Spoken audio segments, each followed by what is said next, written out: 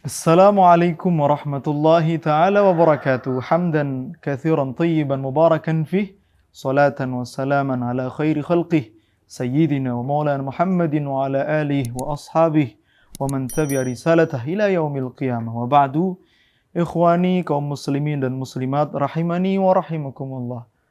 Dalam sebuah riwayat diceritakan bahwa anna rajulan min bani Israel, ada seorang laki-laki pemuda dari golongan kaum Bani Israel. Dia suatu ketika kharaja ila talabil ilmi, ingin keluar dari rumahnya untuk mencari ilmu. Fabalagha dzalika nabiyuhu. Maka kemudian berita itu sampai kepada nabi yang diutus Allah Subhanahu wa taala di kaum Bani Israel tersebut. Maka kemudian sebelum pemuda itu jauh dari tempat tinggalnya untuk mencari ilmu, seorang daripada nabi yang diutus Allah pada kaum Bani Israel waktu itu menemuinya. Kemudian seorang nabi tersebut menyatakan kepada seseorang laki-laki tadi, seraya mengatakan, "Ya fata, inni a'idzuka bi thalathi khisalin fiha ilmul awwalin wal akhirin." Wahai pemuda, saya ingin memberi nasihat kepadamu 3 perkara. Di mana tiga nasihat ini adalah mencukupi ilmu orang-orang yang terdahulu, para anbiya, para rasul yang terdahulu, dan juga orang-orang yang akan datang kemudian. Artinya ilmu ini sangat luar biasa karena diakui bahkan disampaikan dari generasi awal sampai nanti juga ila yaumil qiyamah. Maka kemudian lelaki tadi menanyakan, apa itu wahai Nabi Allah? Maka dijawab, khafillah fis sirri wal alaniyah. 3 yang ingin saya sampaikan, nasihatkan kepadamu wahai pemuda. Yang pertama, takutlah kamu kepada Allah Ta'ala dalam keadaan sendiri ataupun juga di keramaian orang. Itulah nasihat yang pertama.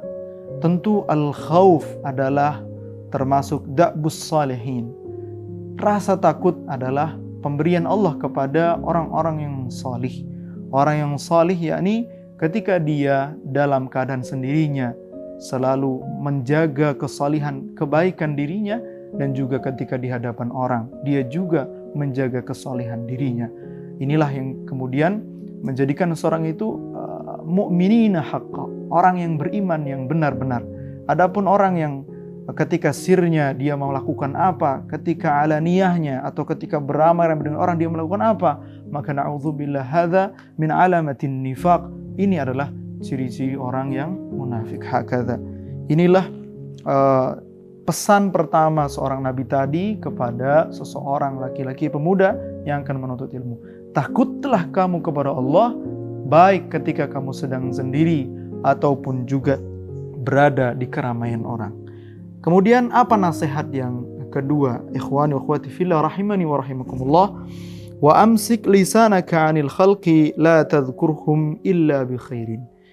Yang kedua, wahai pemuda, jagalah lidahmu dari mengatakan makhluk Allah Subhanahu wa taala, membicarakan makhluk Allah Subhanahu wa taala. Jangan sebutkan, jangan tuturkan apapun tentang mereka kecuali kebaikan. Tentu nasihat yang kedua ini sangat mencakup kebaikan yang luas, begitu luas, sangat luas sekali. Kenapa? Karena banyak, aktsaru ma yadkhulunan nas, paling banyaknya sesuatu yang menjadikan manusia masuk an-nara, yaitu pada nerakanya Allah Ta'ala, adalah al-lisan, yaitu adalah lidahnya atau kata-katanya. Maka nasihat kedua, Masya Allah, sangat luar biasa. Kalau kita mampu mengamalkannya, maka akan mendapatkan kebaikan dunia dan akhirah.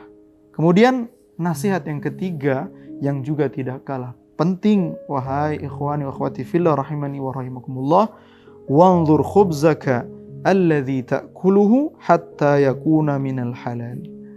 Yang terakhir adalah pesan dari seorang nabi tadi kepada seorang pemuda dari Bani Israel. Lihatlah, amatilah, telitilah rotimu atau makananmu yang kamu makan, sehingga kamu yakin bahwa yang kamu makan itu adalah perkara yang dihalalkan Allah Subhanahu wa Ta'ala. Itulah 3 pesan yang saya kira jika kita amalkan ketiga-tiganya, memang benar apa yang dikatakan seorang Nabi dari Bani Israel tersebut, kita akan mendapati itulah sebenarnya hakikat daripada ajaran al-awwalin wal akhirin. Nabi yang terdahulu sampai di akhir zaman, sampai sekarang kita sebagai umat Rasulullah Sallallahu Alaihi Wasallam, orang yang selamat dari melakukan perkara maksiat ketika sendiri dan juga ketika di hadapan orang akan mendapatkan falah, keberuntungan.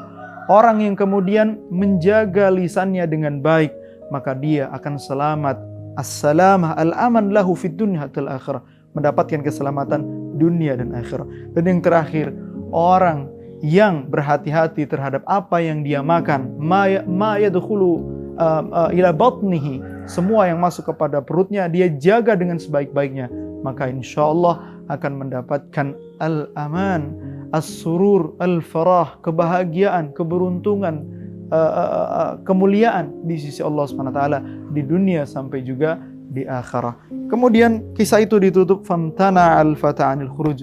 Dengan 3 nasihat itu ternyata ikhwan akhwati fillah rahimani wa rahimakumullah, pemuda tadi membatalkan untuk keluar dari kampungnya. Kenapa? Karena 3 itu nasihat yang sudah mencakupi segala urusan yang kita miliki di dunia ini, sehingga kita bisa diantarkan dengan perantara tersebut tadi, dengan safinah perahu tadi, kita bisa mengarungi, bisa menyeberangi lautan samudra akhirah yang begitu luas, selamat menuju Allah Ta'ala.